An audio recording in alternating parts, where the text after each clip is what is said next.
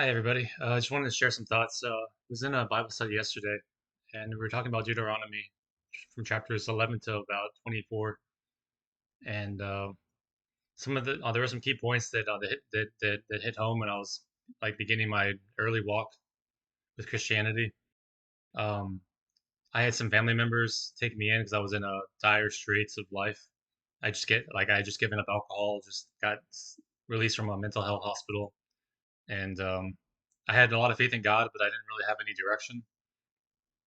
Um, and I really wasn't in the Word as much as I should have been, as I am now today. Like I'm reading the Bible throughout the day, in the morning or whenever I have free time. But back then, I was just kind of like just skimming through a few verses here and there, and really wasn't grounded in the Word. But some family members, I can just say that my brother-in-law, who I first came to Christ because of him and my sister were both like I assumed practicing Christians. You know how how one might assume like someone who claims to be Christian, you would think that they read their Bible and they know the word. So I trusted them, but as I came to find out, they once I moved into their house, I mean, I wanted to be respectful of their house and their space, so I wasn't going to try to tell them how to live their lives or any of that. Even though my brother-in-law thought he had he had the moral high horse to tell me how to practice Christianity and tell me how to live my life actually as well. But that's a whole nother it's a whole nother phew, stuff that I moved on from. But starting with uh, in his house, they condoned the use of like divination and like he was bragging about how he contacted this so-called Christian medium that would talk to spirits and contact lost dead ones and all of that.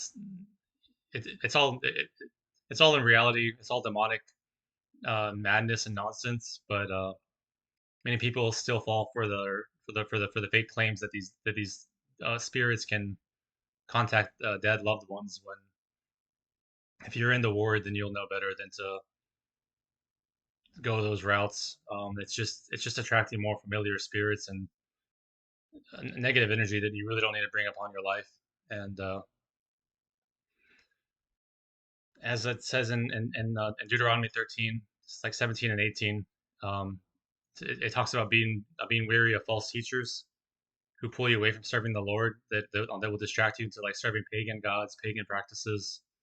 So that's more like the main point of this message is that if you're a new believer, be really careful with people that on they claim to be your mentor. They claim that like the who might know more than you about the scripture, but have nefarious means behind, or whether whether they know it or not. If they're not grounded in the word, but they know the scripture, and then they want to boast that they are a big Christian in the Christian community, churches or whatever.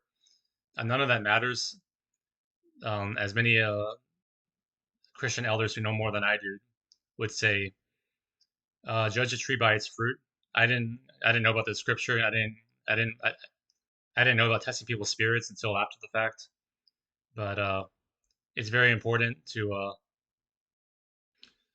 really see these or if you see these on these warning signs early on, that they're still practicing new age practices. Like he was trying to promote me to watch Gaia TV on their while living there, and then my sister sadly is still into I believe crystal worship and charging her crystals under the moon, or I don't know what they do with the crystals, but I guess people believe that they can get power out of a crystal and it does magical things for them. I don't know, but I know it's all just new age nonsense is what I call it. But this is more just like a quick warning to anyone who is watching this video, that might be new to the faith or just seasoned, who knows better. But I didn't know any better, and at the time I was still like not obsessed, but I was into listening to my daily Virgo tarot card readings and astrology stuff. That's just what I was into before I came to Jesus Christ. And I was told by my brother-in-law and sister that I can both be a Christian and still practice some New Age beliefs. So I thought it was all kosher until I decided to do more research. And by the grace of God, I, I stumbled across channels like Isaiah Saldivar, Pastor Vlad, and I also like Mark the Messenger. Those three guys alone really convicted me and showed me like the true path towards Jesus Christ.